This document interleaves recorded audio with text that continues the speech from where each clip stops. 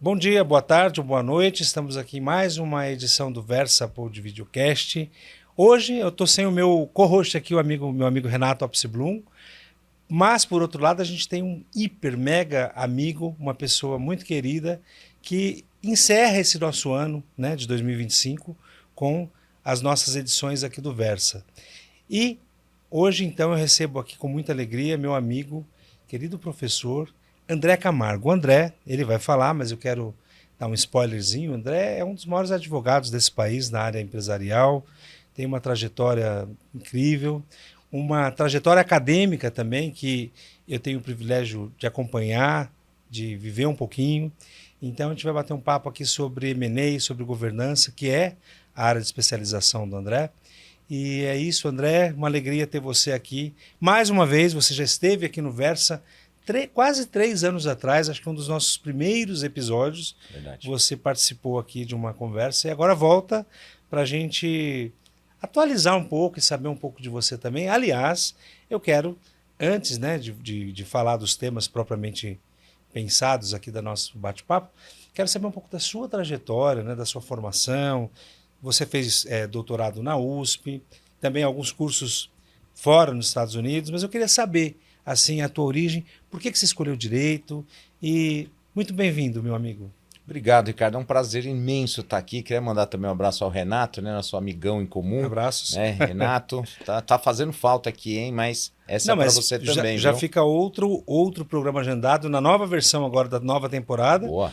Fica aí, a Ju tá aqui, olha, já o André escalado para o próximo programa. O maior tá? prazer. Aqui estou entre amigos.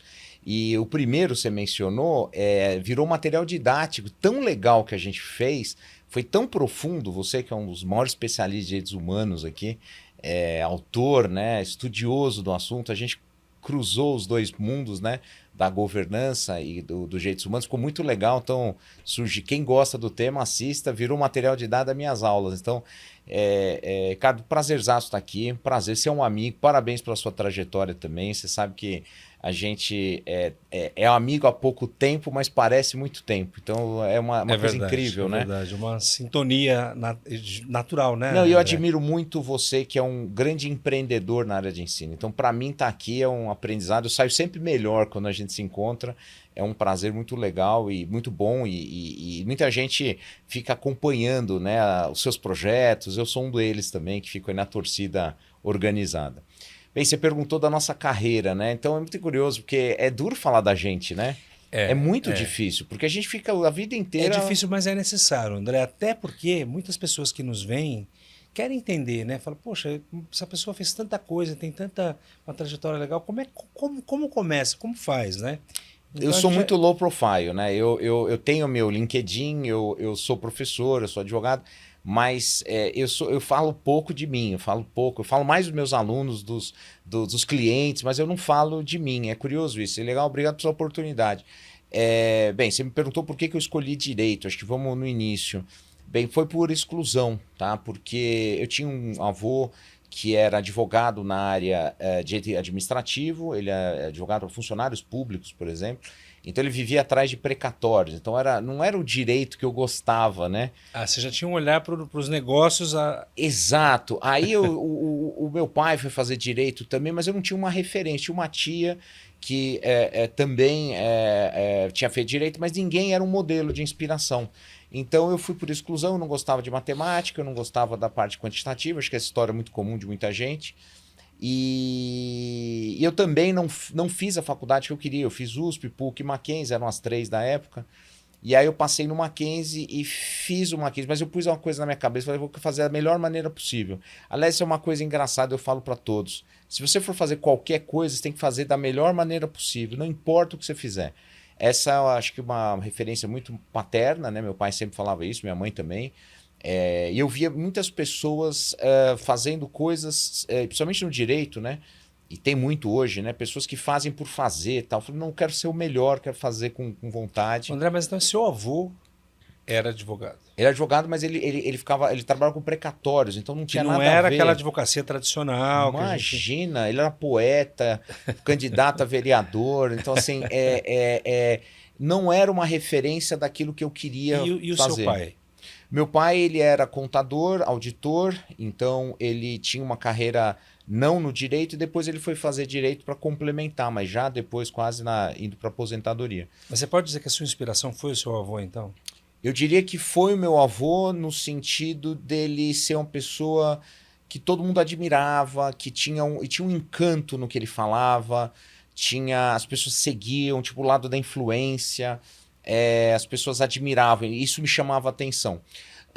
Mas eu só fui realmente gostar do direito depois que eu entrei na sala de aula.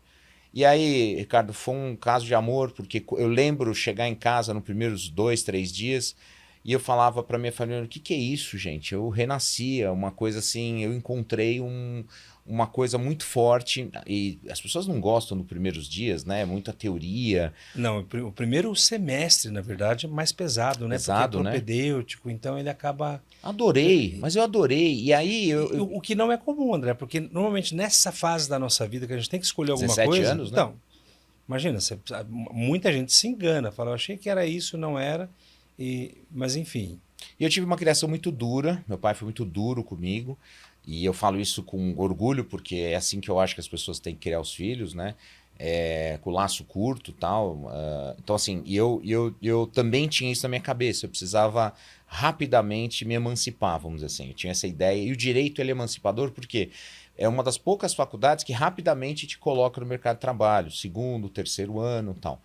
Mas eu gostei muito, Ricardo, muito. Mas esse foi um caso de amor. Até hoje é um caso de amor. Eu até me seguro um pouco, porque quem não é advogado, a gente conhece muita gente, fica difícil a gente falar. E a gente sabe que o direito não está numa fase boa, né? Vamos falar a verdade. As instituições estão sob discussão, Sim. o mundo está em discussão, né? O papel do Estado. Então parece uma coisa meio romântica, né, o que a gente fala aqui. Mas eu não sabia o porquê que eu gostava tanto do direito. E fui fazendo, fiz o meu primeiro estágio com 3 anos de faculdade, terceiro ano de faculdade, mas eu não entrei como estagiário, eu entrei como tradutor. Eu falo alguns idiomas, alemão, francês, inglês, espanhol, arranho. Então eu fui para um escritório que precisava de tradutor, né, principalmente para inglês, um pouco do alemão. E isso foi o que me levou para o mundo empresarial.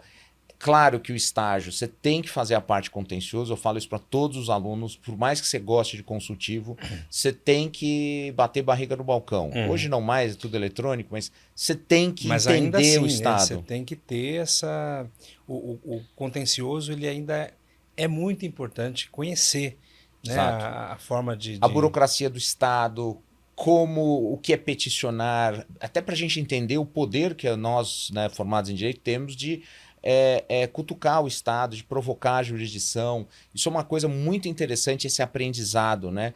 Porque uma coisa é cidadania, outra coisa é os direitos humanos que você gosta tanto, mas a outra coisa é o direito que o advogado tem de evocar o Estado, né? De provocar a jurisdição. Isso para mim foi encantador, porque eu falei, gente, que profissão é essa?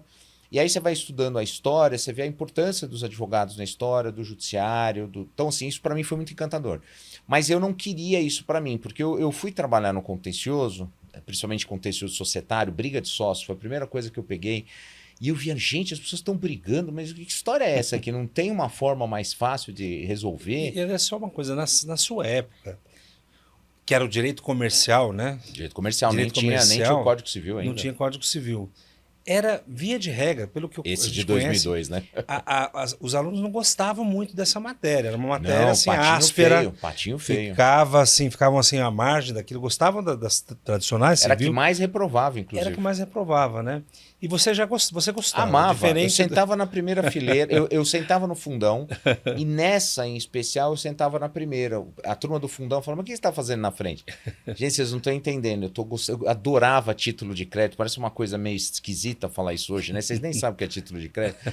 Mas e aí você vai se encantando. Eu lembro que tinha um juiz ensinando direito empresarial, comercial na época. Depois nós tivemos um promotor. Eu falei, gente, mas... E aí chegou um advogado ensinando a gente a fazer carta de honorários, a entender empresarialmente o que é advogar, né?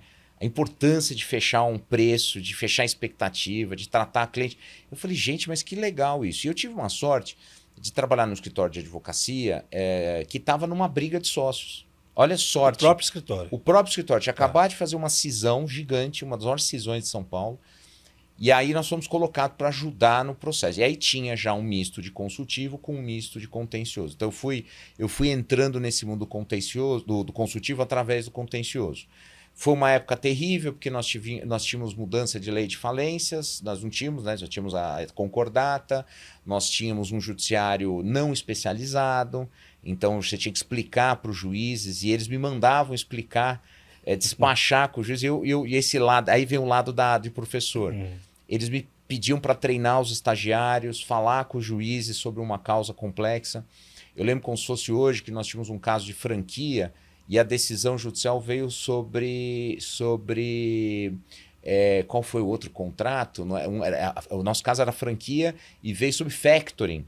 Aí a gente não sabe, aí você vê claramente que os juízes não estavam entendendo o assunto, a gente não sabia nem o recurso que deveria interpor, porque era muito fora, e aí você vê claramente que existia uma distância entre o mundo judicial e o mundo empresarial. Isso antes das varas especializadas, hoje, por óbvio. E nós estamos falando de São Paulo, né? Nós estamos falando de um lugar com muita atividade empresarial.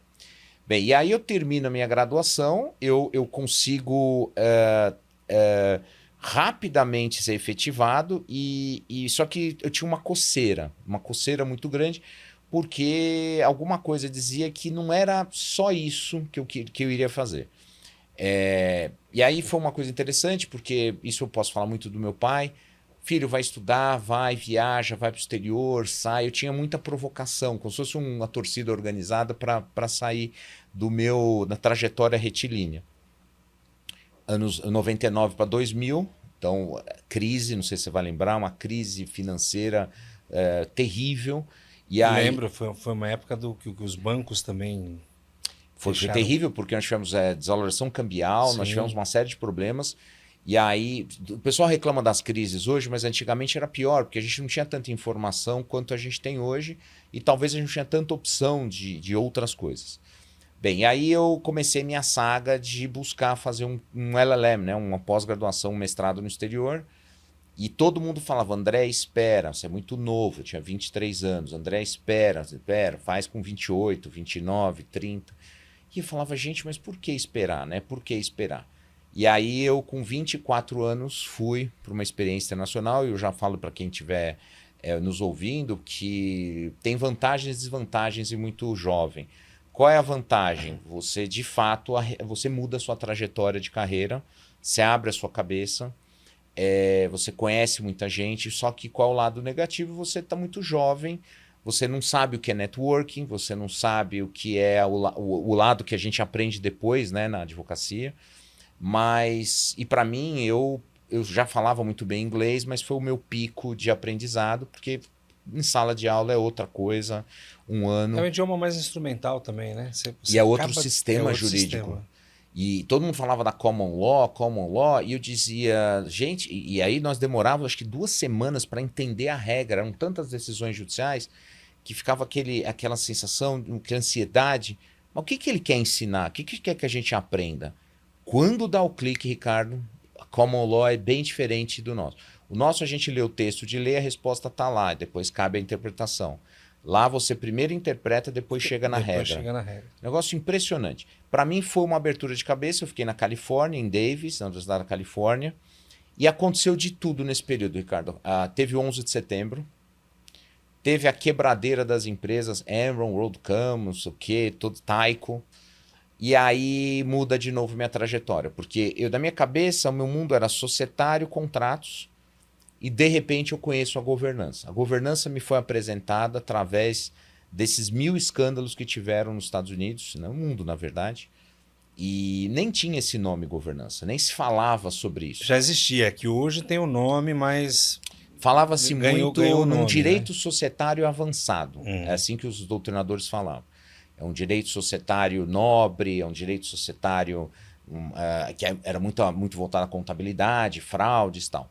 E foi nesse momento que eu encontrei esse tema, e eu lembro que já me encantou ali.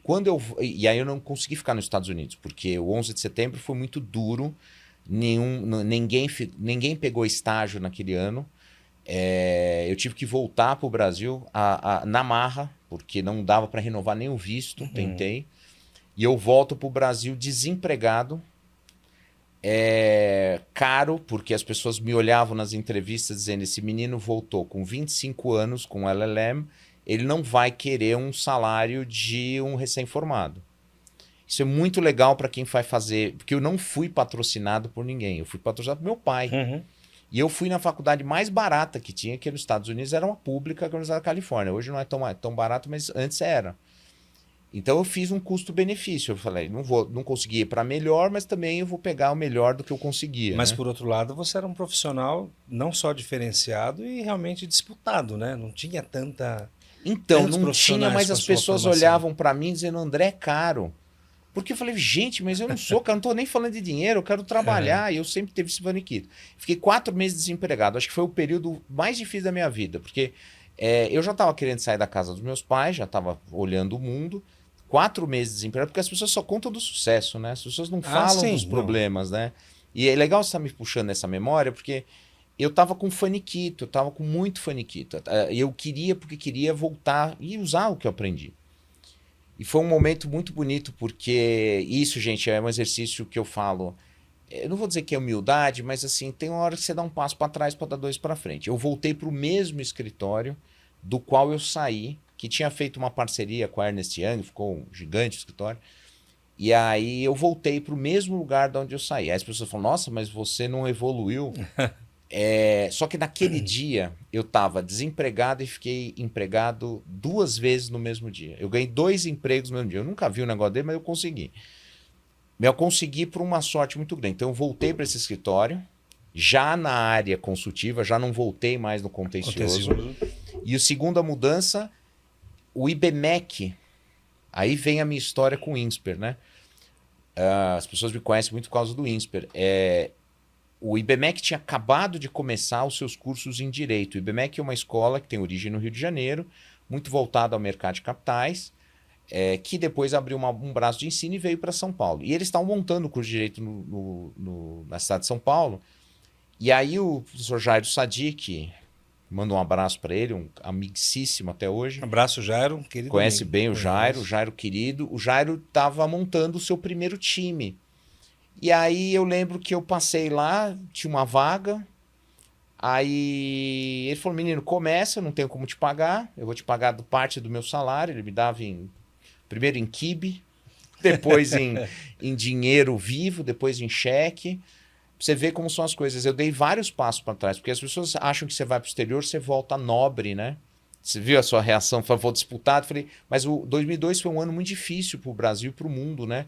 Nós tivemos a mudança de governo no Brasil, a entrada do Lula e tal. A reação do mercado foi muito ruim. Então, o mercado de capitais, mercado financeiro, precificou isso de maneira muito até deselegante, né? Porque achava que o mundo ia acabar. Vocês viram? O mundo está aí até hoje.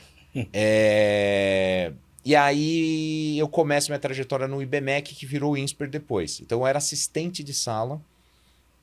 E aí minha carreira quebra em 2. Aí abre um V, né? A advocacia por um lado, o mundo acadêmico no outro. Então aí que começa a minha... Se eu tô falando muito, você me interrompe aqui. Não, tá? ao contrário. Porque aí abre um flanco, 2 caminhos. Porque eu tinha um caminho traçado. Eu me lembro que você meio que fundou o INSPER, né? Isso. Você começou... Seria injusto dizer que eu fundei, porque o Jairo foi o fundador. O Jairo é o fundador, mas você começou do zero, né? Ali. Ele me chama de Andrezinho até hoje, você imagina um Andrezão. Então ele era uma dupla que eu acho que funcionou muito bem, porque ele era eu falo que é o brain power, né? O cara idealizador, um gênio. E eu era o cara com muita vontade e tinha acabado de chegar do exterior com muita energia. Então de 2002, Ricardo, eu não sei o que é chegar em casa antes das 11. Porque quando você abre, você sabe que você tem vida acadêmica. Quando você entra nesse mundo, você perde o controle da agenda. Né? Todo mundo acha que é fácil ser professor. É uma entrega É uma total. entrega insana. Insana. E não é financeiramente proporcional. Não. Gente, quem está pensando em entrar no mundo acadêmico, na parte mais de ensino, você tem que gostar. Porque não é um quebra-galho. Eu lembro que eu era solteiro ainda. E eu não ia para casa, literalmente. E quando ia, era para corrigir prova, para ajudar. E nessa parte de coordenação, você sabe isso muito bem. Por mais que você tenha gente, equipe e tal, ainda mais construindo projetos, você vive aquilo insanamente. E nós tínhamos chefes que tinham vindo do mercado financeiro, Cláudio Haddad e todos os outros lá, né? Então eles exigiam resultado. Então não era só uma brincadeira, eu tinha que dar resultado. E detalhe, eu tinha que disputar com PUC na época, eu tinha que disputar com IBET, olha os nomes que tinham no mercado. A GV, que voava já. Então, assim, nós recebemos uma missão muito grande que era construir um projeto diferenciado de pós-graduação lato sensu, voltado a este mundo empresarial com o estilo do LLM. Tinha que ser a última opção antes de ir para o exterior. E um nome, uma marca nova, né, André? Uma marca nova, ela demora a se sedimentar, né? Ela tem... E não podia ter todos os professores da época, não serviam. E você tinha meio que uma exclusividade. O professor da GV não dava aula em outra instituição e eu tinha que ensinar o processo didático de ensino e aprendizagem, quando na época o mundo do direito vivia só da oratória. Você lembra disso? Então, imagina fazer um plano de aula, imagina fazer uma correção de prova, era tudo terceirizado. Quando o professor ia, nós tínhamos práticas do mundo do direito que eram terríveis, eram muito, muito amadoras, era muito no argumento de autoridade. A pesquisa era muito, digamos, revisão bibliográfica, e olhe lá. Então, esse é o meu lado acadêmico. Aí eu fui instado a fazer o doutorado, porque eu estava nesse caminho, e aí eu fiz o doutorado direto na USP, como você mencionou na abertura. Fiquei muitos anos, porque o doutorado direto são 5 anos, mais o período de aluno especial, quase 6 anos.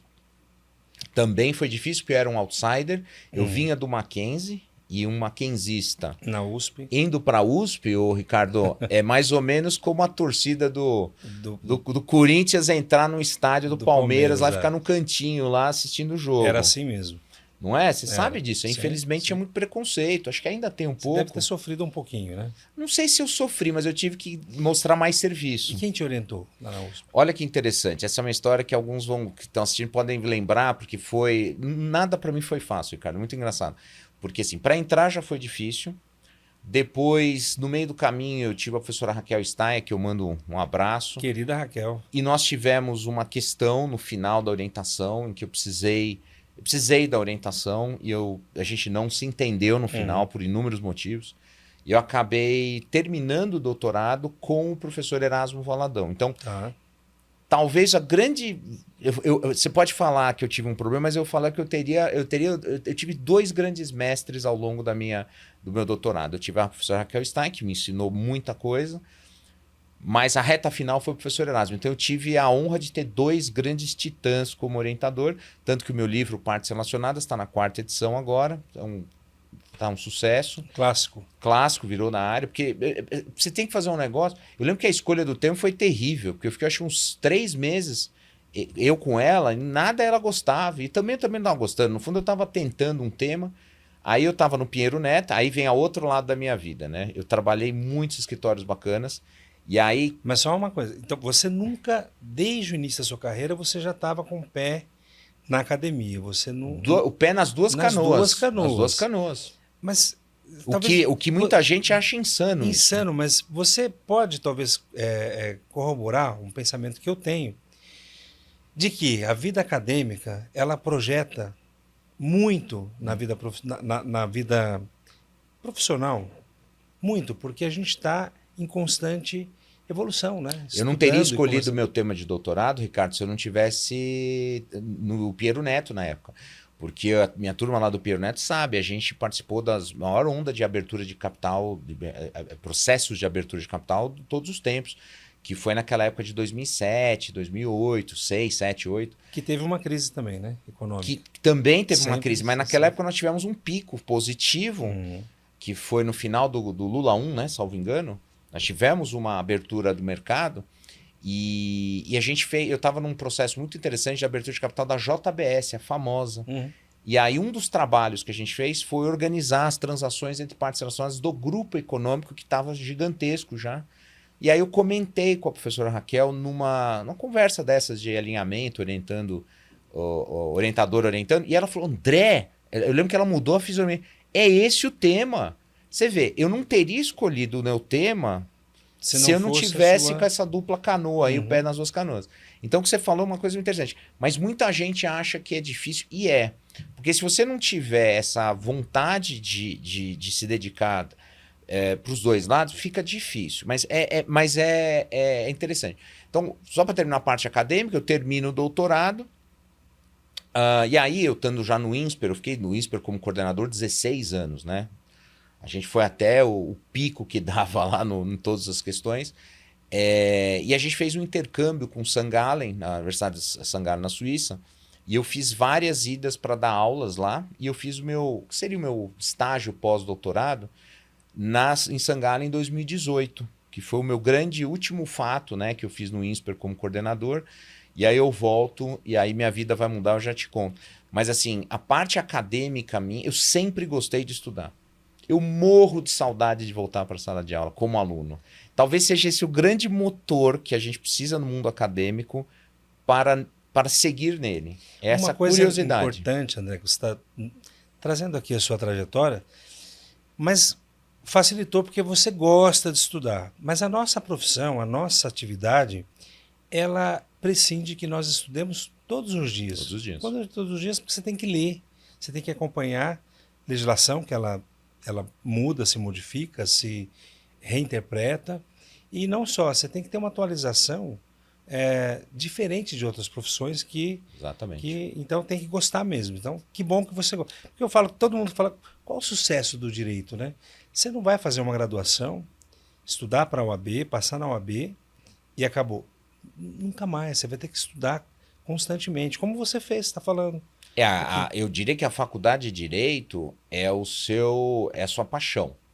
É ali que você descobre se você tem ou não a paixão. Eu não conheço tantas pessoas que não se deram bem na graduação e que depois se tornaram grandes profissionais. Não conheço. Eu posso estar sendo injusto aqui. Você pode ter melhorado ao longo do tempo, mas são 5 anos, né, Ricardo? Não dá para você sofrer 5 anos da sua vida e assim e ter um sucesso retumbante no direito, né? Você Sim. pode ter sucesso em outras áreas. Mas assim, o direito, e por isso que é tão importante ter graduações muito bem feitas, porque você pode fazer a pessoa perder 5 anos da vida dela, né? Desencantar. Parte do que a gente tem de não encantamento no direito hoje começa com graduações que não entregam aquilo. Sim. Que... Mas uma coisa que você falou que eu concordo muito, a gente tem que ter o que a gente chama uma certa cultura jurídica, porque é mais do que leitura, é uma cultura jurídica, é se interessar. Porque tem gente, vou falar a verdade, você e eu, identificamos em 2 minutos uma pessoa que não gosta de bater papo sobre questões jurídicas, que foge, né, de discussões jurídicas. Aí eu falo, nossa, mas a gente é o contrário, tem que mandar parar, né? Mas é uma questão muito de amor ao direito. Claro, as áreas você vai para a sua predileção, mas gostar do direito tem que gostar de gente, tem que gostar de ler, tem que gostar de conflito, seja para resolver antes, seja para resolver depois, porque isso independe da área que você tiver. Sim. E essa minha parte acadêmica me deu o que eu acho que seria o meu maior diferencial hoje, que eu consigo hoje combater a inteligência artificial. Por quê? É com essa capacidade que a gente desenvolve no mundo acadêmico que a gente consegue não se comparar com máquinas. Porque hoje o nosso maior inimigo, você sabe, vocês devem estar discutindo aí com o Renato também. Eu acho que nós vamos falar disso se você mais não adiante. tiver as ferramentas que o humano tem, que é curiosidade, fazer coisas além do que te pedem. Gente, eu tô falando sério, a gente vai. É atitudinal. Se a gente não desenvolver isso, e essa é a minha coceira que eu tenho. Vou fazer 50 anos em breve, eu falo que eu me sinto com 17 às vezes, e eu te vejo, você é super jovial também, você busca 30 coisas ao mesmo tempo. Porque, gente, a nossa ferramenta de trabalho é esse lado humano da história. Senão nós vamos perder relevância, se não tiver, né? Do início da faculdade, né, despertou o interesse pelo direito comercial ou empresarial, né? e, e que você tinha que explicar para os juízes no início. Claro, naquela época eles cuidavam de... Tinha que explicar Não, para a não CVM, é, não era não só era. juiz, né? Então, e você vê que a evolução, hoje nós temos várias especializadas, né? O que era falência, hoje é recuperação de empresa. Então, essa evolução constante que tem a matéria, Total. é imprescindível você estudar, você acompanhar. E eu sempre digo que a vida acadêmica, ela torna muito melhor os profissionais, porque não é só porque você se atualiza, é porque você faz isso, você é curioso de discutir, tem que ter muita cultura. Então, isso que você está falando faz muito sentido. E olha que legal. E aí você vai nessa vida tensa, porque vocês devem estar me acompanhando aqui, a canoa, as canoas às vezes pegam um vento para lá e para cá, você tem que ter alongamento bom ali. Hoje eu me divirto mais na parte acadêmica. Você sabe, você sabe a gratidão que eu tenho por você, porque você foi um dos caras que me abriu portas para caminhos que eu não conhecia. Gente, o mundo acadêmico tem 300 caminhos, né? Tem. Você tem o caminho da graduação, você tem o caminho da pós-lato sensu, você tem o caminho da gestão, você tem o caminho do estrito sensu, da educação executiva, né? Cursos e treinamentos para a empresa. E eu hoje vivo todos, mas o caminho que você me ajudou a trilhar, que é um caminho que hoje me dá muita alegria, que é o caminho do mestrado, né? Você foi um grande incentivador, apoiador, me deu essa oportunidade hoje, tá com o pessoal da EPD, e a quem eu agradeço, o nosso time todo. Hoje, gente, pra vocês terem uma ideia, como muda a vida, né? Hoje, esse ano eu publiquei 10 artigos com os alunos. Então, assim, a gente consegue fazer, e o alcance, você promove as pessoas para o mundo acadêmico. Então, é muito legal, né? Também nesse mundo da pesquisa, né? Esse meu lado acadêmico, pessoal, eu falo que eu me divirto, mas é muito sério, que você tem que fazer muito bem feito. Porque não é uma diversão no sentido hobby, lazer, mas é algo que te dá muito prazer, porque você vê as pessoas evoluindo, né? Você vê quem é professor, né? Como você, professor Zaz, a gente vê a evolução das pessoas. Existe um lado social muito, muito bacana que complementa o lado da advocacia. Eu me lembro que você falou assim, olha, você acabamos de falar que você fundou o INSPER, né? Começou lá com o Jairo Sadi, ficou quase 17 anos, então... Isso aí. Você falou, eu não tive experiência ainda de dar aula na graduação. Eu falei, André, mas eu acho que são mundos muito diferentes. No direito, né? Mundos completamente diferentes. São didáticas, metodologias, formas diferentes de interagir. É onde, a meu ver, o professor, ele, de fato, tem que pôr o professorado para funcionar no tablado, porque... Diferente da especialização, do estrito sensu, são todos perfis diferentes, mas na graduação, e sobretudo nessa fase da vida, André, que o aluno está com a informação na mão, ele te contesta, ou ele também não está dentro do cenário, né? É muito difícil. E você foi para a graduação, como você foi para o mestrado também. Isso, foi um movimento duplo, né? Quando eu te convidei para o mestrado, eu falei, André, então vamos lá, né? Você assumiu prontamente uma disciplina, já fez uma revolução, logo já começou a publicar uma pleia de artigos, né? Eu falei, meu Deus, que é o que precisa. Então, assim, esse cara que você narrou aqui, lá da faculdade, é um furacão, já era, mas hoje está mais ainda. Ele não para mesmo, tem uma hiperprodução, uma vitalidade acadêmica, como eu vi nessas décadas de trajetória aí, de um lado gestão, de outro lado acadêmico, de outro lado como professor, como eu vi poucos, posso aqui dizer. Não, eu tive grandes incentivadores. Eu falei do Jairo, falo de você. Você é um dos grandes caras que incentivou não só a mim, mas muita gente a entrar nesse mundo, né? Então eu faço aqui ainda homenagens a você também, porque são pessoas como você, como o Jairo, e tem outros, né, tantos, que não só fazem muito bem o que fazem, mas também dão a chance para as pessoas que estão ali se apresentando para o combate. Então, queria te dar os parabéns, te agradecer. André? A gente não faz nada sozinho, viu? Não tenha dúvida. Eu diria que a minha trajetória, né, como idealizador, fundador da EPD, que é uma escola grande, que ficou grande, ela só foi possível porque eu encontrei nesse caminho pessoas que andaram comigo, que me ajudaram. Uma delas foi você. Pô, Ricardo, você sabe que é uma alegria estar aqui falando da gente, né? E aí tem a pergunta que todo mundo faz pra gente, né? Professor, o senhor também trabalha? É agressivo isso, hein, pessoal? Vocês não... Cuidado a falar isso pro professor. Porque se fosse isso só, né? Eu estaria já realizado. O problema é que a vida ela me levou para o outro caminho também, né? Aquela carreira em V, né? Que é o mundo da advocacia. Então, gente, a minha vida sempre foi um mix. Advocacia, ensino. Academia, ensino. Direito, né? Então, assim, sempre foi um mix. E aí, gente, eu falei do Piero Neto, advoguei lá há muitos anos, advoguei nesse outro escritório que foi uma cisão, inclusive, do Piero Neto. Depois eu fui sócio do Tosini Freire Advogados, a quem eu agradeço imensamente. Você vê como são as coisas na vida. Eu fui chamado para desenvolver uma área de governança depois de uma saída de uma sócia super importante na época. Fiquei 5 anos, peguei pandemia, então não foram 5 anos quaisquer, foi quando a gente se conheceu. Sim. Depois eu fui para o Tayo Shecker, fiquei 1 ano e meio como consultor.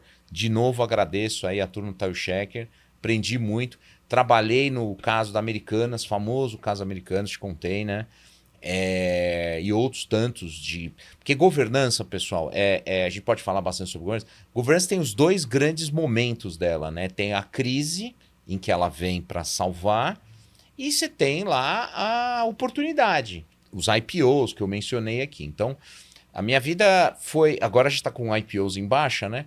Mas, assim, houve tempos em que, como eu narrei para vocês, a abertura de capital foi uma...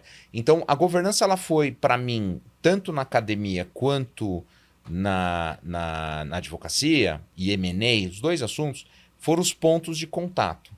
Então, hoje, olha que incrível, né? Eu não estou em escritório grande, mas eu recebi um convite, né, de um acionista, de um cliente, para dar um parecer numa possível briga de sócios numa companhia aberta que é a Lupo S.A. Eu falo isso com muito orgulho, porque a Lupo é uma empresa centenária em Araraquara. E aí um grupo de acionistas gostou, né, desse trabalho que eu fiz sobre partes relacionadas. Olha como as coisas se conversam.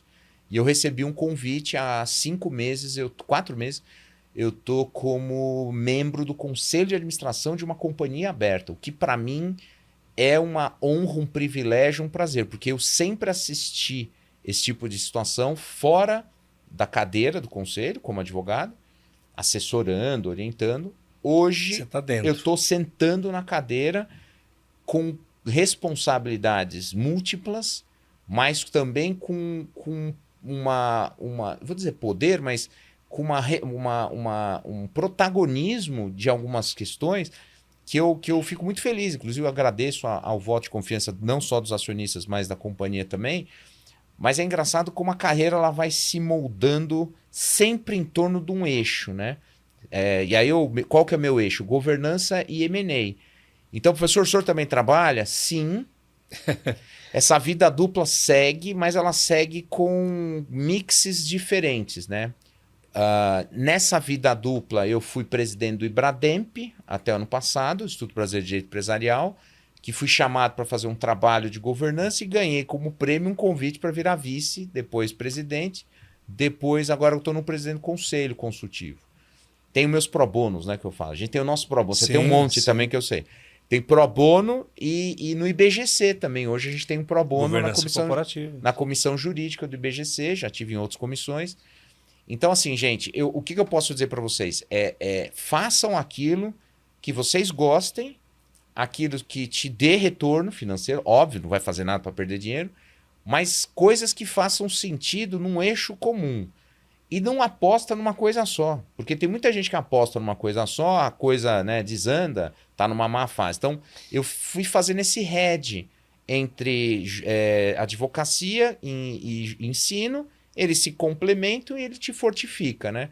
E agora uma carreira nova, que eu não sei se é uma carreira, mas está começando essa experiência em conselhos. Não é uma carreira nova, eu vejo que você, contando aqui a sua trajetória, né, dá para entender como que você foi se moldando, né?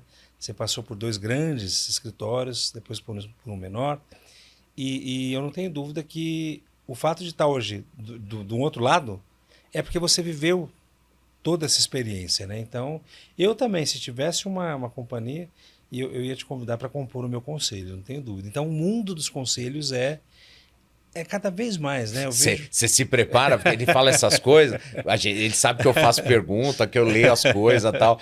Cuidado, você vai montar um conselho, chama um cara que faz pergunta, é capaz de você desistir da ideia, não, né? não, ao contrário. Acho que você é um... O advogado é um resolvedor de problemas, antes de qualquer coisa, né? Verdade. Você falou, a nossa profissão, você tem que gostar de pessoas e de conflito.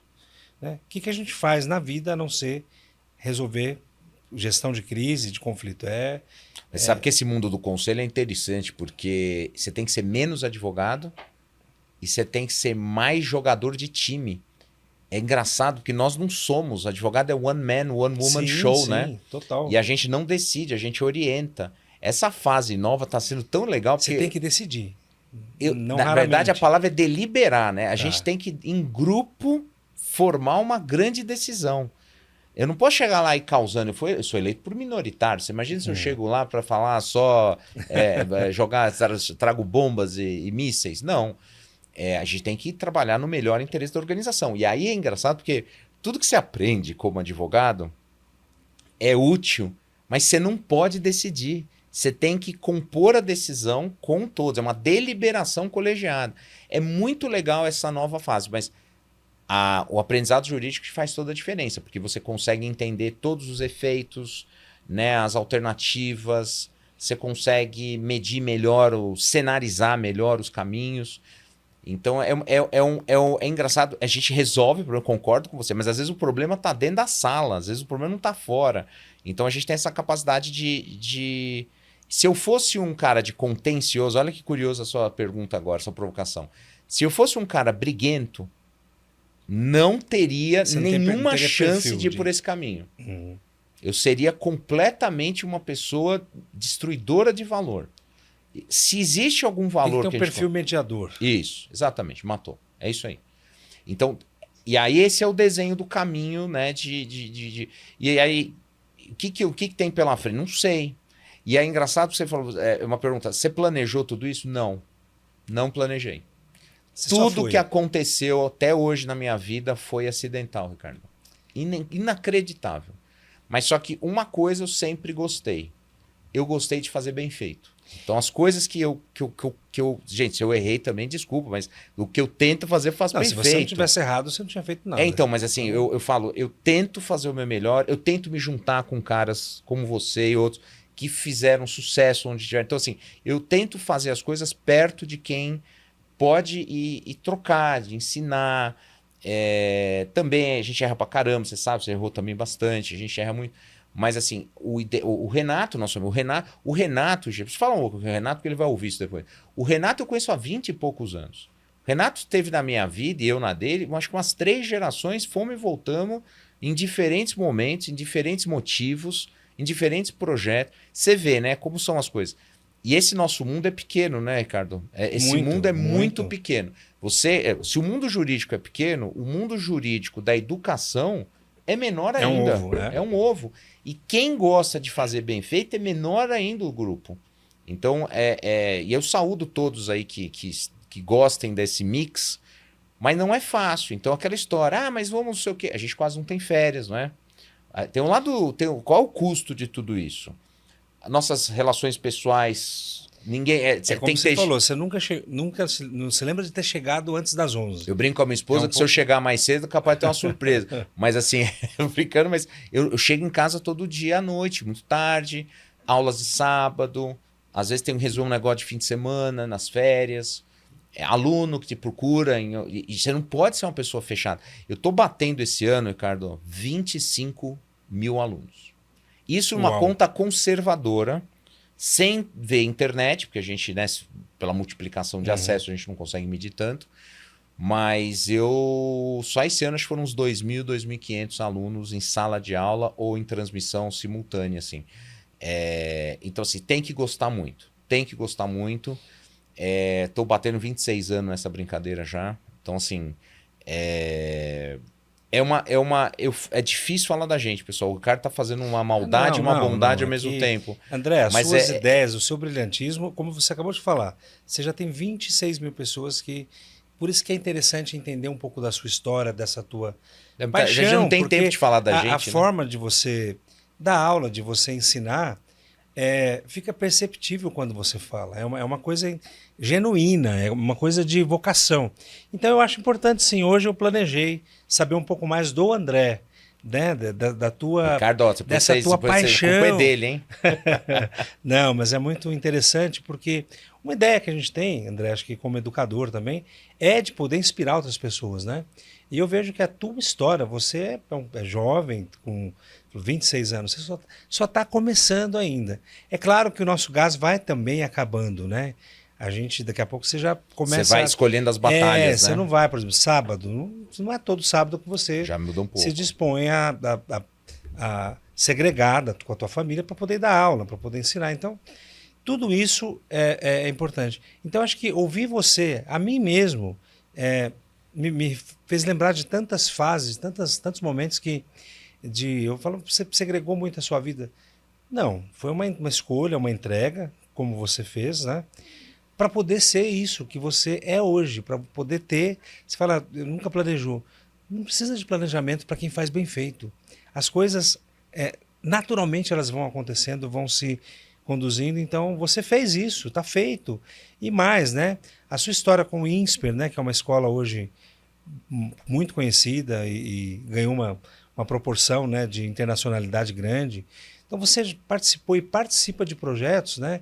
Que da mesma forma eu quero estar do seu lado sempre, porque é uma forma da gente aprender, evoluir. Então, claro, com pessoas, sempre com pessoas boas. Então, isso é fundamental, que a gente possa se desenvolver e não parar. Não parar. Acho que as lições que a gente traz aqui hoje dessa nossa conversa são de inspiração para falar, olha, faça primeiro, não faça contra a sua vontade, né? Exato.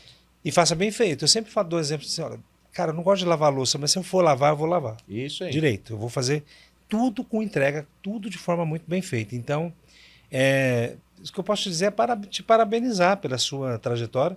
Você está começando no sentido, né, de que tem toda a lenha ainda para queimar, né, para fazer, com muitos projetos, numa nova fase da vida acadêmica, porque Exato. Hoje, e é isso que eu quero concluir aqui, a gente está... Nosso tempo se esgota, vai se esgotando, está se esgotando, mas a gente faz em 2 cortes depois, se for preciso, né? Porque eu quero saber ainda algumas coisas em relação... nossa, tem 1000 coisas na minha cabeça, André, para te explorar, mas vamos nosso tempo é tão curto.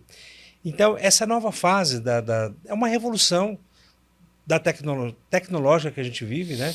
Que tem implicação em todas as áreas da vida, todas, algumas mais, outras menos, mas a nossa, no direito, muitas modificações, muita repercussão. Você falou, olha, eu consigo dominar a IA. Meu Deus, a gente está numa fase, e eu tenho falado disso com o Renato há quase 3 anos aqui no Versa, né? A gente conversa com muitas pessoas, e o Renato, né, como um advogado da área, a gente discute muito todas essas alterações. Fala pra gente agora um pouquinho, já mudando de pato para ganso agora, né? Dessa revolução, André, na nossa área especificamente, na sua área especificamente, o que é a IA? É difícil de prever, porque em 1 ano eu vi uma mudança que acho que em qualquer outra revolução você levava 10 anos. Concordo. Hoje a gente está com uma rapidez que precisa estar mais rápido também para evoluir. E a pergunta que a gente fala, a IA, quais são os riscos que ela traz para a nossa vida, para a nossa profissão, para sua área especificamente? Bem, primeiro, o Renato e eu temos feito algumas iniciativas até juntos aí, porque a governança, né, historicamente foi feita para humanos, né? Toda a lógica do sistema de relacionamentos de longo prazo, que é a governança, foi feita para o humano com alguma tecnologia. Mas ela não foi pensada com a tecnologia com algum humano, né? Ou seja, a preponderância sempre foi humana. A história da humanidade é caracterizada por tentativas do homem de buscar eficiência. Os antropólogos falam que até a conquista, né, do nômade para o sedentarismo, o sujeito foi morar em casa, o desenvolvimento de ferramentas, tudo foi para facilitar a vida do ser humano. Então, a tecnologia não é diferente. Mas você falou uma coisa interessante, mas nunca foi tão rápido, né? dentro de um ano, dentro de meses. Tava tempo de planejar, né? Você tinha. Vai mudar. Você lembra do Pera lá. bug do milênio? Lembro. A gente recebeu aquela Informação ameaça, que vai mudar tudo. mas recebemos com meses de antecedência e tal. Era o caos e tal, mas a gente tinha alguma ideia de tempo e tal. Hoje a gente não perdeu o rastreamento da coisa, né? A gente estava falando agora há pouco de carreira. Tá muito difícil para nós, professores, darmos aula nesse mundo, né? E ao mesmo tempo tá muito fácil. Por que tá difícil e tá fácil? Tá difícil se você quiser que o cara seja uma decoreba, faça um decoreba. Por quê? Não é mais o professor que vai fazer isso. Já não era, né? Agora menos ainda. Então você está no meio da aula, você vai dar uma informação, a pessoa checa, inclusive já checa com muitas explicações. Então a gente vai ter que mudar o nosso jeito de ser. E alguns professores já estão sendo adaptados para isso, alguns profissionais do direito também. Então, eu falo que hoje a gente tem que fazer a governança com IA, né? A gente tem que pensar com a IA embutida. E aí, não pode ser contra, né? O Renato, eu brinco, o Renato ele sempre me puxa as orelhas. Você é contra ou a favor? Ele faz a pergunta e ele me conhece bem, porque eu fui uma das últimas pessoas que entrou no WhatsApp. Eu tenho até um bullying entre amigos lá. Como você te conheci depois, você não entrou no bullying. Porque eu era refratário, porque eu sabia que a gente, ao entrar... Eu já tinha essa ideia. E, por exemplo, os americanos não usam, né? Tem alguns povos que não usam tanto o WhatsApp, porque eles sabem que uma vez... Usam e-mail, né? Tudo usam e-mail ou SMS Sim. ainda, ou outras ferramentas, mas eles têm aquele tempo de deixar a pessoa livre, né? Responde amanhã e tal. A gente meio que se escravizou, né? Na comunicação. E, querendo ou não, isso muda a precificação de serviços, isso muda o relacionamento das pessoas. Hoje você tem a IA dentro do WhatsApp, então hoje você fala um negócio, já faz a pesquisa, já manda a mensagem e tal. E as pessoas meio que aceleraram um carro sem olhar para o freio, sem olhar para a manutenção, sem olhar para o motorista. Então a metáfora que eu uso é a do carro. Você inventou um veículo muito bom, só que ninguém está treinado para usar e a chance desse veículo é atropelar pessoas, né? Causar acidentes e aí vai. Então, assim, eu advogo muito, eu defendo muito, e o Renato e a gente já teve discussões profundas sobre isso, que é a governança com IA. Então, eu preciso ter a governança das organizações, dos relacionamentos, com a IA. Só que o problema é que se eu não regulo o humano primeiro, eu não vou regular a IA. Então, se eu tenho problemas na humanidade hoje de comportamento humano, com a ferramenta vai piorar. Essa é a minha impressão. Então eu preciso dar um passo para trás para dar dois para frente. Eu acho que se a gente esquecer do ser, você é um cara de direitos humanos, você sabe.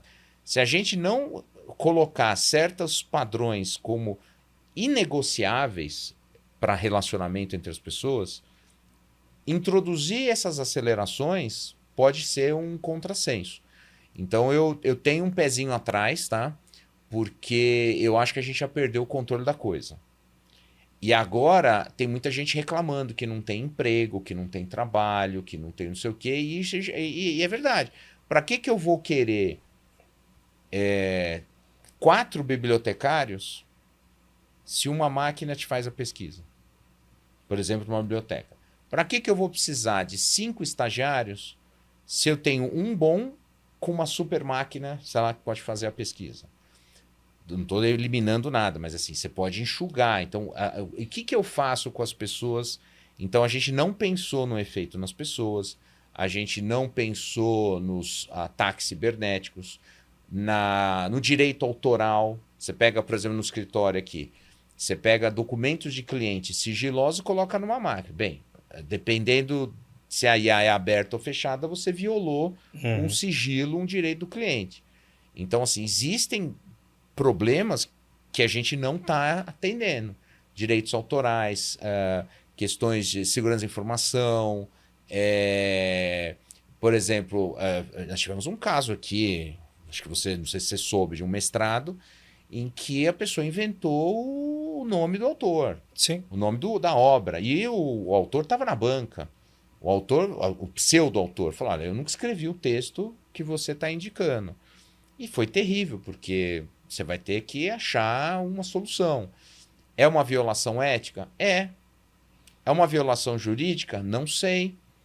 Vamos ter que fazer. Então, assim, nós vamos criando uma série de problemas muito rapidamente.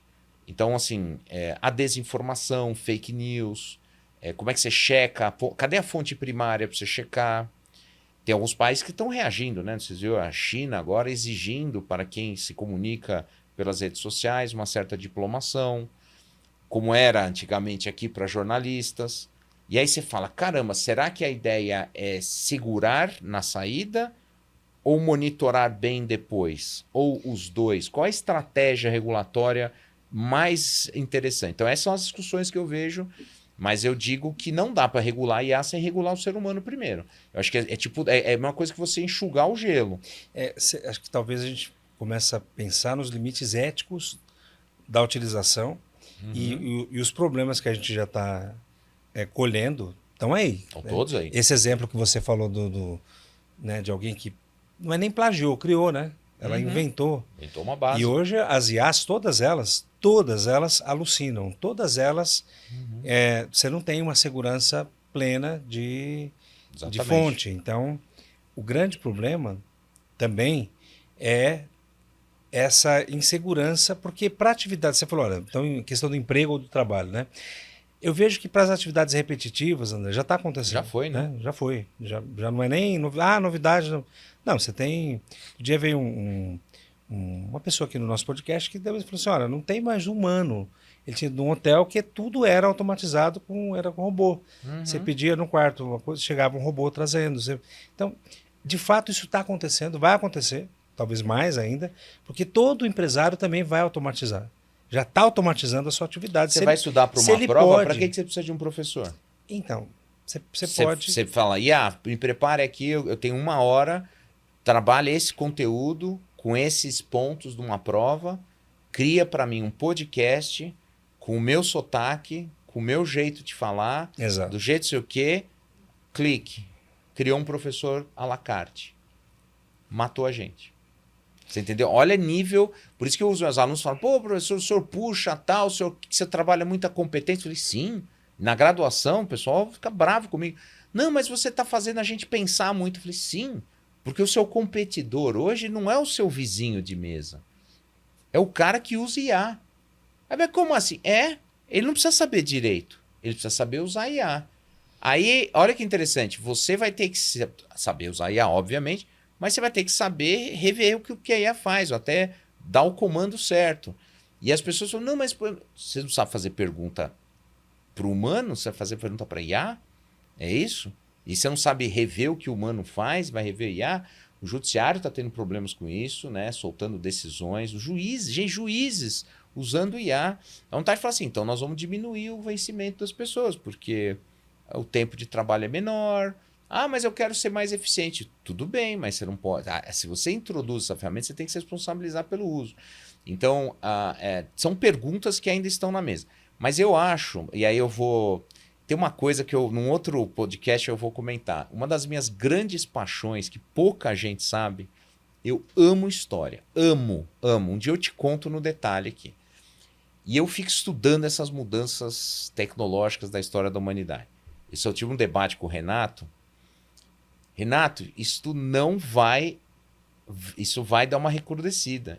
É que nem todas as outras. Todas. Você lembra do metaverso? Você lembra dessa história? Nem saiu Então, nem saiu. Então, não foi, né? Então, não foi. E parecia que ia ser uma mudança de paradigma, né?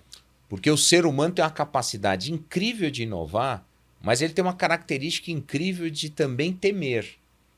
Ele está entrando no modo medroso, vamos dizer assim, porque a IA vai acelerar, já está acelerando, mas uma das minhas apostas é que nem o ESG, lembra do ESG? A gente discutiu sim. 3 anos atrás, lembra? Estava no pico. Sim. Hoje quase não se fala. Nós tivemos a COP agora, literalmente pegou fogo, né? Pegou fogo na COP. Literalmente. Eu falo assim, são situações que tipo chegam num pico de trend, né? De modismo, e depois caem. Então, assim, eu vejo que a IA, ela tá... Saiu uma reportagem ontem dizendo que os Estados Unidos estavam investindo $1 trilhão por ano em IA contra 100 milhões da China. Aí falou, nossa, mas vai perder. Será que vai perder ou você vai ficar dependente demais de uma e a outra vai ter... Então, assim, são estratégias diferentes. Então, eu acho que a gente também deve ir avançando, mas não deve desesperar. Acho que a gente tem que entender o que está acontecendo, mas tem que fortalecer o que o humano é melhor. Nós somos melhor em muita coisa. Disso eu já não tenho dúvida, mas nós falamos aqui que a gente tem que estudar. Tem que estudar. Como fazer hoje, André? Se o cara fala, por que eu vou estudar se eu tenho pronto na minha mão? Né? Olha que legal. Então você vê que hoje, fala assim, tá, vocês estão falando uma coisa aqui, olha, tem que estudar todo dia, tem que ser perfeito. Mas eu tenho a IA que faz qualquer coisa. Eu dou um comando para ela, um prompt bem estratégico. Hoje em dia você tem biblioteca de prompt, pronto, até isso. E aí? O que eu imagino é o seguinte, se tiver um bug, ninguém mais sabe fazer nada. Quer dizer, ninguém... Quem não tem base. Esse podcast vim de Uber, né, aplicativo. E aí o motorista me contando que a gente teve essa super chuva em São Paulo recentemente, né, ciclone e tal. E aí a pessoa tava reclamando comigo que ficou sem trabalhar 2 dias. Aí eu falei, nossa, mas o que aconteceu? Não, é porque a internet, os sistemas saíram do ar. Ou seja, a pessoa não consegue trabalhar se não tiver internet. Aí você fala, nossa, mas ela não poderia, em tese, transportar pessoas sabendo o caminho de cabeça? Aí você fala, você vê a dependência que a gente tem. Dependência. Então, você tem toda a razão, Ricardo. É mais a dependência pura, química da tecnologia do que o uso, né? O que a gente faz com uma nova tecnologia. Então, a gente está muito dependente. André, para os alunos que falam, não, mas eu vou estudar, eu vou ler 100 páginas de um livro de direito comercial, se eu tenho isso resumido em 2 páginas, o tema ali pronto. Como a gente vai lidar com isso? Bem, livro, se o sujeito entrar na biblioteca hoje, é capaz de dar um choque anafilático, um choque na entrada ali. A pessoa, você tem que falar para o aluno, essa é uma biblioteca, esse é um livro, imagina um marca-texto, então, ninguém vai usar. Então, eu sou das antigas, acho que você também gosta de livro físico. Eu gosto de livros. Você tem vários escritos, você sabe como é gostoso. E por sorte, hoje, outra coisa em relação a livro, né? Hoje em dia todo mundo escreve um livro por IA. Eu estou cansado de ver alguém lançando um livro que você claramente... Tem amigos nossos que você sabe, conhecidos, que produziam um livro por ano, agora é um por mês, né? É um por mês. Você viu? Por sorte, os meus livros estão na 10ª edição, vem 8ª. Tem uma origem humana. Tem uma origem humana, então eu consigo dizer que eu ainda... Sou escritor. Pensou direitos humanos escritos por IA? Você imagina. Que coisa incrível, né? Deve ser. E assim, nem atualização eu consigo fazer com IA, porque o livro não tem. Ele perde a identidade, né? Não tem dúvida. Não tem. Então, são direitos autorais, né? A partir do momento que você coloca numa IA, em tese você perdeu o direito autoral. Você cedeu tacitamente os direitos autorais para uma IA. E não só, eu vejo essa coisa você fala do livro físico. Eu não gosto de ler no tablet, eu não gosto de ler no computador. Eu leio, mas eu não gosto. E da mesma forma, André, acho que voltando ao que a gente estava falando, de que a IA tomou conta, né, de tanta coisa, eu acho que você vai estar ficando chato. Fica chato se lidar com máquina o tempo todo. Fica chato. É tão chato que quando você vai corrigir uma prova, você tem lá 30 alunos, 15 fizeram com IA. Eu proíbo, tá? Já aviso aos meus alunos. Eu proíbo. Falo, você não vai usar IA, porque é o seguinte... Você não teria por que estar aqui. Mas só que é o seguinte, se você usar, o risco e o custo é seu. Então assim, eu não vou ficar checando se você usou ou não. Eu não quero que você use. Mas se você usar, não tem perdão. Essa é a minha governança de IA.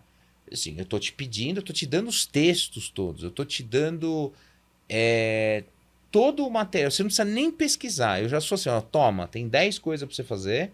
Se quiser ir para as outras, por favor. Só que eu quero você. Eu estou avaliando você, não estou avaliando a tua IA. Porque senão a gente vai ter que dar nota para IA, né? Tem alguns professores que estão avaliando o prompt, né? Então você tem que botar o prompt, aí vamos ver como é que a pessoa montou o prompt. Acho que é até inteligente esse método. Mas assim, o que está acontecendo em sala de aula? Você deve estar ouvindo de outras pessoas também. Estamos fazendo vocês falarem em público, em pé, sem gaguejar. Ou seja... Nós estamos voltando aos primórdios da educação, que a pessoa tem que falar, tem que fazer uma performance na frente, porque é só assim que a gente avalia o aprendizado. Você sabe, André, que eu tenho na minha disciplina do doutorado, que eu estou há 17 anos com essa disciplina lá na FADISP, né? E meus alunos que estão eventualmente aqui nos vendo vão lembrar, alguns com raiva, outros com...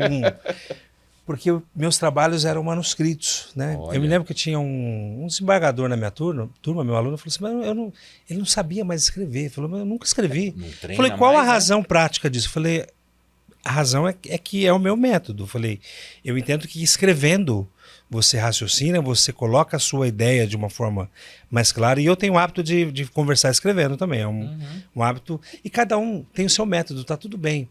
Mas no começo eles contestavam porque isso é uma perda de tempo, isso é uma chatice, isso é... Depois eles gostavam porque realmente eles falavam, é algo que a gente nunca mais fez, né? Ou quem vai fazer? Desaprende, né? E outro dia eu recebi uma mensagem por WhatsApp de um ex-aluno meu, falando, professor, eu estou dando aula agora, não sei o quê, e eu lembrei de você, eu decidi pedir manuscrito. Ainda que eles copiem da IA, ainda. É porque você passa pelo ser humano. Mas é uma forma de você memorar. E ele falou, eu estou exigindo isso deles, né?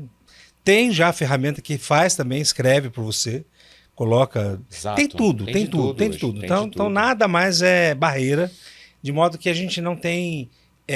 você não tem como doutrinar... Mas você concorda comigo que o relacionamento que você estabeleceu com o aluno por meio dessa sua exigência, que alguns amaram, outros nem tanto, é a forma pela qual a gente deveria ver o papel do professor? Porque você não está se relacionando com o conteúdo, você está se relacionando com a pessoa. Com a pessoa. O conteúdo é um meio, né? Mas, André, até hoje eu tenho resquícios bons dessa minha forma. Depois eu não parei de pedir, tá? Foi muito polêmico. O pessoal não estava se matriculando mais na disciplina. E aí, se matriculava porque era obrigatório também, não tá tinha bom, opção, não tinha né? Mas, de qualquer forma, foi uma experiência. Acho que para quem viveu esse tempo comigo boa, para mim também foi bom, porque a gente ainda não tinha IA, né? Como tem hoje, mas a gente conseguia criar uma forma bem mais humanizada, e na véspera da disciplina eles tinham que entregar o paper no dia da disciplina, da aula. Então, quantas vezes algum aluno falou, professor, e explicava que não conseguiu porque teve... Tudo bem. Então, até essa forma de se relacionar era totalmente humana, era muito próxima, era uma forma de eu estar junto com o aluno. Então, eu sinto falta disso e vejo, André, que cada vez mais a relação humana vai ser, não é um luxo, vai ser uma coisa diferenciada, porque a máquina, uma hora você vai cansar de falar com robô, de chatbot, você vai cansar de textos, porque eu identifico um texto feito por IA, assim, ó, eu bato o olho, e é chato, né? É chato. O texto pra feito gente por não IA ficar só no mundo acadêmico, você tem toda a razão quando você fala de que é chato e tal. Por exemplo, acho que você deve ter recebido já de clientes mandando e-mails, olha, isso é o que a IA me disse, o que você acha? Aí você fala, eu acho que você deveria ter invertido. Acho que você deveria ter primeiro me perguntado, depois checado com o IA. Veja, olha que situação curiosa, né? Parece que os médicos estão tendo esse tipo de situação também. A pessoa já manda o diagnóstico, já manda... Aí a leu, já tem o diagnóstico. Confirme ou não confirme, né? Então é curioso porque a gente... Teve um cliente que eu fiquei bem... Falei assim, olha, inverte. Falei, mas não vou inverter, eu já fiz a pesquisa. Falei, então, eu vou te responder como eu te responderia sem IA. Aí você compara com a resposta de IA. Acho que aí é justo. Acho que aí você toma o seu caminho. Eu respondo pelo meu e você responde pelo seu. Eu não vou me responsabilizar por uma consulta que você fez em A, só dizer sim ou não. Aí você fala, mas isso é uma economia de dinheiro, porque às vezes você ia cobrar 2 horas de consulta, você cobra 15 minutos. Não faz sentido. Não faz o menor sentido. Olha, André, eu só sei de uma coisa. Nós estamos no meio de um movimento, não digo estranho, mas eu não tenho medo de mudança, de evolução nenhuma. Acho que tudo vem para melhorar. Como você bem colocou aqui, desde sempre o homem busca alternativas para melhorar. Né? O fogo serve para quê? Para aquecer e para matar o outro, incendiar o outro. Pois exatamente, é isso. A IA, a mesma forma, acho que foi boa seu exemplo aqui, o fogo, né? A IA, ela serve para o bem, muito para o bem, a gente está próximo de curas de doenças que eram, pela ciência, inimagináveis de tempo, e de outro lado a gente vê coisas, né, com esses problemas todos de direito autoral, limite ético, a falta de verdade. Meritocracia. Meritocracia, isso sim. Então, acho que a gente tem aqui alguns pontos ainda para reflexão muito latentes, né? Mas eu ainda acho que vai ter um recrudescimento. Acho que o ser humano ele vai ver também acho que vai ter um limite desse esse crescimento. recrudescimento já aconteceu nos momentos de tensão, como do bug do milênio, como nas crises que a gente sofreu. Ah, vai acabar o mundo, como você bem colocou também. Não acabou, né? Você lembra do Pix? Num debate que eu participei, quando o Pix veio para salvar a humanidade. Num evento eu perguntei, era a governança do Pix. Olha, me chamam cada coisa. Aí eu falei, gente, e se o cara errar o Pix? Como assim? Ninguém vai errar o Pix. Como não vai errar o Pix? Vai errar. E se alguém for assaltado na rua, pegar, passar o Pix? Como é que você vai agir contra o bandido do Pix? Então, eu fiquei fazendo perguntas, falei assim, mas vocês têm que discutir isso aí antes de lançar um negócio. Não, mas tem que lançar rápido e tal. Então, a tecnologia é muito rápida e os controles e a governança são muito lentos. Então, eu acho que a gente precisa também, o ser humano precisa aprender a aproximar mais inovação e regulação. Ainda eu acho que está distante. Concordo, olha, uma delícia esse bate-papo, viu? A gente aprendeu, eu aprendi muito, quem nos viu certamente também aprendeu. Pena que nosso tempo estourou, viu? Mas fica de novo aqui o convite para o André voltar, porque é um erudito nato de tudo que a gente fala, né? De uma forma muito leve. E tá aí o resultado. Por que os alunos gostam tanto do André? Por que Obrigado, eu tenho o privilégio de tê-lo como um amigo? A gente não consegue se encontrar tanto e naturalmente Esse é o lado bom da história, porque a gente faz muita coisa, né? Mas quando se encontra é muito bacana. É muito, muito bom. E é o que você falou, a gente tem o Aristóteles tem uma frase clássica, amigos que chegam ontem, mas já se tornam imprescindíveis. É o que você se tornou. Você é uma pessoa imprescindível e para os amigos, para os alunos e para todos que te conhecem, André. Então, muito obrigado. A gente está aí em novos projetos e muita coisa acontecendo também. Não sei se com a velocidade da IA, a gente não consegue mais acompanhar. Mas eu gostei muito do nosso papo porque trouxe uma visão também de IA muito pé no chão, né? Muito o recrudescimento, o arrefecimento desses efeitos estão acontecendo também porque o homem está no controle ainda, né? Eu acho que sempre esteve e sempre estará, porque o dia que a gente perder o controle para a máquina, aí acabou mesmo, mas isso não vai acontecer, porque depende da nossa mão, né? Para quase tudo. Então, acho que venham as atualizações, que venham as evoluções, né? Para o bem. E deixa, André, então, para quem nos viu, uma mensagem de... Você já falou tanta coisa aqui, tanta coisa boa, mas deixa aqui um pensamento, né, de um professor e um advogado brilhante, principalmente para os jovens que estão nos assistindo, nos vendo, né, e querem seguir na área jurídica. Você já trouxe insights importantes, mas finaliza aqui para a gente com um pensamento seu. Ricardo, em primeiro lugar, obrigado. É uma honra, um prazer, um privilégio estar aqui com você. Você é um amigo de pouco tempo, mas de muita profundidade, né? Obrigado de coração. Você sabe que a admiração por você é imensa. Parabéns pelo projeto. A turma que não está aparecendo aqui, obrigado aqui, né? Turma, se não tivesse eles fazendo aqui a mágica, nós não estaríamos aqui, ao Renato. E eu acho que eu fecharia com um ponto que tem a ver com as duas falas que nós tivemos aqui, né? E é um ponto, são dois, né? Um mais em relação à carreira e outro mais em relação à IA. Eu acho que carreira, gente, você tem que fazer o que você ama. Não dê murro em ponta de faca. Acho que a vida é muito curta e preciosa para a gente jogar fora com coisas que a gente não gosta. Talvez você não descubra isso tão rapidamente, né? Às vezes eu fui descobrindo aos trancos e barrancos. Mas a hora que você descobrir, abraça isso e vai. Ninguém te pega. Ninguém te pega. Então, assim, eu acho que é uma mensagem que eu queria deixar aqui, porque a paixão em fazer bem feito é o que nos leva para frente. E, gente, em relação à tecnologia e o ser humano, eu acho que tem um pouco a ver com esse primeiro ponto, porque, assim, a tecnologia só vai dominar a gente se a gente não amar o processo de evolução. A gente precisa ter essa força, porque a gente já aprendeu muito, a humanidade já errou muito, já errou pra caramba. Então a gente não precisa errar de novo para aprender de novo. A gente pode ir com um pouco mais pé no chão, mas isso tá um pouco angustiante, como você falou agora no final. Por que tá angustiante? Porque seja a tecnologia, seja a gente, seja a nossa carreira, elas precisam de uma... não vou dizer um planejamento, mas elas precisam de um momento para você parar para pensar.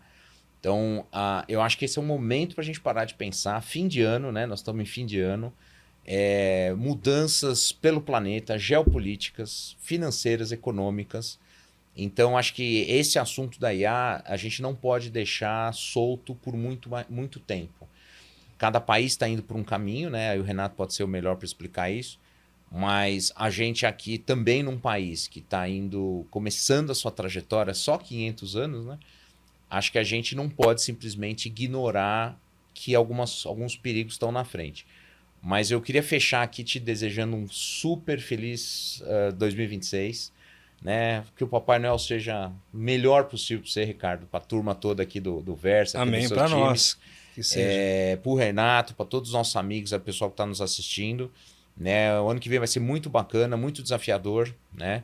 Eu acho que se a gente chegar firme, forte, com esse foco no que a gente gosta e com o pé no chão para inovar e ao mesmo tempo ter um pouco pé no chão nas coisas que a gente faz, acho que a gente consegue aí voltar a ter um futuro um pouco mais organizado. Porque desorganizado ele já está, né, o Ricardo? Então, total. A gente precisa ter certa humanidade, que é a tua especialidade, mas também acho que um pouco de organização para o que vem pela frente aí. Obrigado de coração, estou sempre à disposição. Obrigado Conte você, comigo André. sempre. Foi maravilhoso. De novo, assim, eu te agradeço pelas felicitações, pelo seu tempo. Sei que você tem uma agenda aí concorridíssima.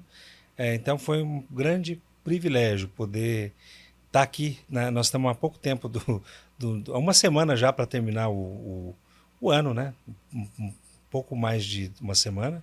Então, a gente fecha com chave de ouro todo esse ano. Aproveito para agradecer aqui a nossa equipe do Versa, né? A Ju, o Pedro, todo mundo aqui que ajuda nessa nossa missão, né? O Versa ele se tornou também para nós uma